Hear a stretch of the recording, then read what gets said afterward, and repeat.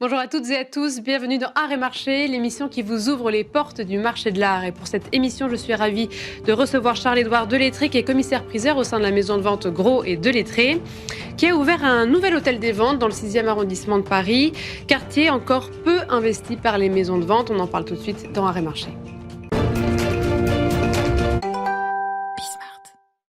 Parmi les lots phares des premières ventes, on retrouve un crâne de Tricératops. La rive gauche parisienne se dote d'un nouvel hôtel des ventes ouvert récemment par la maison de vente aux enchères Gros et Delettré. Et pour en parler, je suis ravie d'être en compagnie de Charles-Édouard Delettré. Merci beaucoup d'être avec nous. Merci de m'accueillir de nouveau. Oui, vous êtes commissaire-priseur et donc vous avez ouvert un nouveau chapitre au sein de votre maison de vente. Il y a quelques mois, quelques semaines, vous avez ouvert cet hôtel de vente. Absolument. Et c'est un projet de longue date. Oui. J'ai repris l'étude Gros et Delettré en 2019 et ça ouvre effectivement un nouveau chapitre de la maison de vente.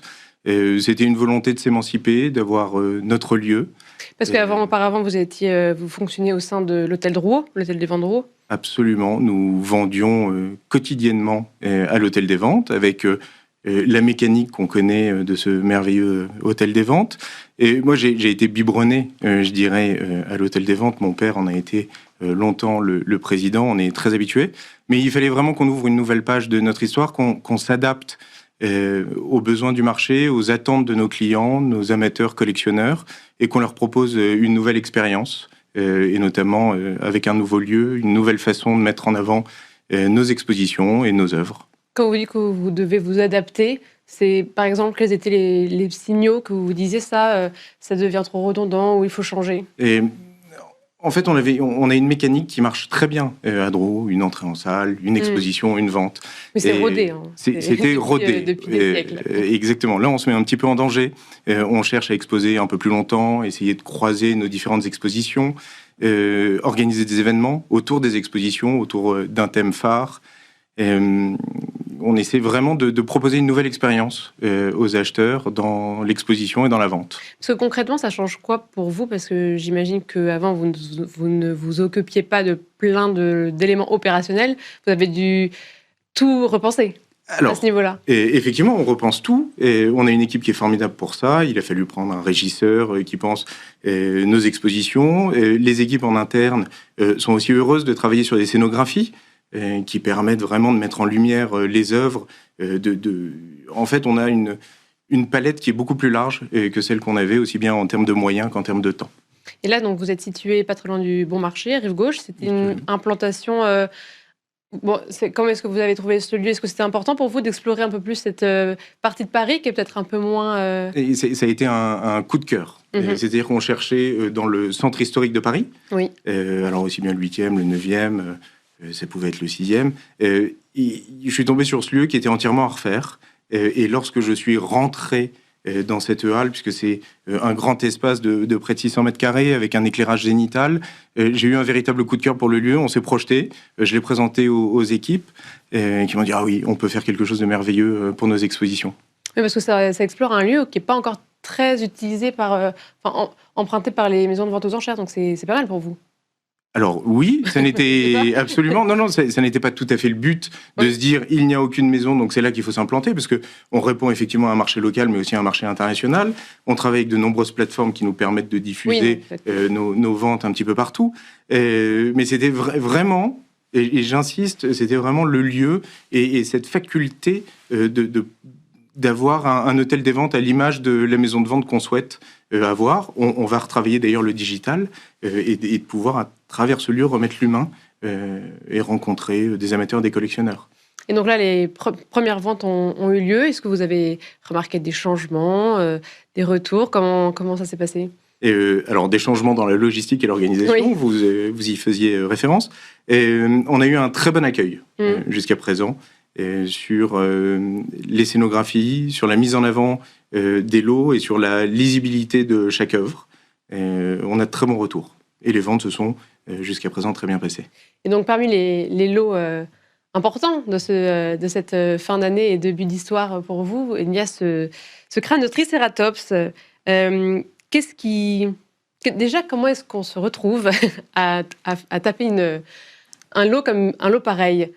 Et c'est la rencontre avec le collectionneur qui m'a été présenté par l'intermédiaire d'une amie. D'accord. Je lui ai présenté le lieu et on s'est dit ce serait fabuleux de mettre un grand fossile au sein de cet hôtel des ventes. Est-ce que c'est faisable ? Et on en a discuté, ils nous ont fait confiance pour assurer la promotion de ce crâne dont ils avaient fait l'acquisition il y a quelques temps. Qu'est-ce qui le rend assez particulier ? Le crâne de Triceratops, ce crâne-là, qu'on a appelé Horatio, il est particulier parce qu'il provient d'un seul et même spécimen. Il est complet à 70%. On a fait appel à une experte, une consultante scientifique, Madame Dos Remedios, qui a pu analyser le crâne. Et surtout, ce qui est intéressant, alors ça c'est plus dans l'histoire et dans l'enquête qu'une maison de vente est capable de mener, ça a été de retracer tout l'historique du moment où on l'a trouvé dans le Wyoming jusqu'à son arrivée en France et sa mise en vente, pour s'assurer que chaque élément et chaque étape de la vie de ce fossile est traçable et 100% légal. Parce que comment ça se passe de la découverte jusqu'à sa vente ? Et c'est un monde fabuleux. C'est-à-dire que vous avez des grands propriétaires de ranch dans le Wyoming qui donnent des licences à des fouilleurs, paléontologues, qui connaissent les strates de sédiments, qui connaissent le terrain, et qui vont identifier des ossements par-ci et par-là, qui fouillent en accord avec le propriétaire du ranch, qui en deviennent propriétaires et qui ensuite leur vendent à des préparateurs. C'est mis dans des gangs, c'est expédié, et le préparateur, en fait, l'enlève de cette gangue de plâtre et le réassemble. Il découvre chaque élément du fossile et le reprépare pour le remonter et en faire ce crâne que nous présentons. Et après, c'est vendu, et puis après, ça rentre dans les collections. Exactement, on le présente et l'histoire suit son cours.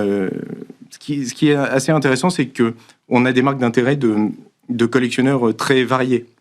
On a vraiment des amateurs de paléontologie, de fossiles et d'histoire naturelle. On a des collectionneurs d'art moderne et d'art contemporain qui y voient le beau, la sculpture. D'autres qui considèrent le fossile et les grands fossiles de dinosaures comme des objets de cabinet de curiosité désormais. Donc, c'est vraiment un univers qui s'ouvre à nous. Oui, parce que est-ce qu'on veut parler vraiment de marché ? Parce que je regardais les précédentes ventes, il y a eu des chiffres records, d'autres qui n'ont pas forcément fait des chiffres excellents. Est-ce que c'est une œuvre, un collectionneur, ou un crâne, un collectionneur ou alors il y a vraiment un marché, des pièces qui se valent plus que d'autres, etc. Et en fait, c'est vraiment l'objet en lui-même et le fossile en lui-même, avec des critères bien précis qui font son caractère exceptionnel ou pas. Est-ce qu'il est complet ? Est-ce qu'il est d'un seul et même spécimen ? En l'occurrence, chez nous, oui, un seul et même spécimen, 70%. Vous pouvez trouver un crâne qui est complet simplement à 30%. Vous doutez bien que la valeur ne sera absolument pas la même, et ces 30% peuvent venir de différents spécimens.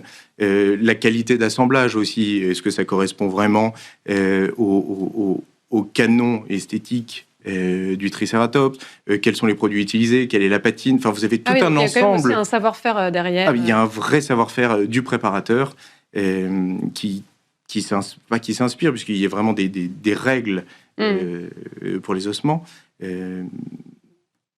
mais son travail permet de quand même fixer un prix, parce que là du coup l'estimation c'est entre 300 et 500 000 euros, ça c'est lié à tous ces éléments-là. C'est lié à tous ces éléments-là, aux précédents résultats. Nous avons un confrère qui en a vendu un 280 000 euros il y a déjà 3 ou 4 ans, alors que le marché était moins fort qu'aujourd'hui. Aux États-Unis, récemment, un Triceratops complet juvénile de 70% s'est vendu à un peu plus de 4 millions de dollars. Donc, on a un certain nombre de référentiels qui nous permettent de savoir, en fonction des caractéristiques de notre spécimen et du marché, ce qu'il vaut. Et j'ai l'impression que c'est de plus en plus récurrent qu'il y ait des ventes de fossiles, c'est le cas ou Alors, oui, c'est forcément plus récurrent parce qu'il y a un marché depuis les années 90 qui est en train de grandir, donc de plus en plus de spécimens qui passent. En revanche, c'est assez limité parce que entre le moment où on fouille et le moment où un spécimen peut arriver sur le marché, il peut se passer 2 ans, 3 ans, 4 ans. Le nôtre a été découvert en 2018. On était en 2025. Oui. Donc, Ça prend du temps. Ça prend du temps de découvrir, de préparer, de transporter. Oui, parce que j'imagine qu'il y a beaucoup de charges aussi autour. Vous savez si c'est des collectionneurs qui sont plutôt justement américains, ils vont retourner aux États-Unis ou quand vous parliez des amateurs de fossiles comme une œuvre d'art, mais aussi comme pièce scientifique, il y en a dans le monde entier. Il y en a évidemment dans le monde entier. Pour l'instant, en l'occurrence pour ce spécimen, nous sommes en contact avec plusieurs collectionneurs qui se retrouvent aussi bien en Asie, en Europe et effectivement une personne aux États-Unis. Mais le marché est vraiment mondial et je ne crois pas que ce soit propre au marché américain. En revanche, vous me parliez du marché américain. Ce qui est intéressant, c'est de savoir qu'aux États-Unis, la vente de fossiles est complètement légale et que les principaux fossiles que nous trouvons sur le marché et qui sont mis en vente sont des tricératops, des ankylosaures, des tyrannosaures et c'est 100% légal. Parce qu'ils peuvent voyager après. Parce qu'ils peuvent voyager, sortir du territoire et être présentés en vente. Contrairement à d'autres pays. Contrairement à d'autres pays, vous avez le pendant du tyrannosaure en Mongolie et ça, c'est absolument impossible et de fouiller et de le mettre et d'en faire commerce. Et là, on peut parler d'une ouverture de département ou c'est parce que vous êtes tombé sur cette opportunité? Non, c'est une vraie volonté de proposer de nouvelles expériences à nos clients. Donc ça a été une rencontre, ça devient une expérience pour nos clients, une découverte d'un marché. Et nous aurons, j'espère, un bel événement l'année prochaine aussi autour d'un autre fossile probablement plus imposant encore. Affaire à suivre. Donc merci beaucoup Charles-Édouard Delettré. Je rappelle que vous êtes commissaire-priseur au sein de la maison de vente Gros et Delettré. Merci beaucoup d'avoir été avec nous. Merci. Et merci à vous toutes et tous de nous avoir suivis. C'était Arrêt Marché.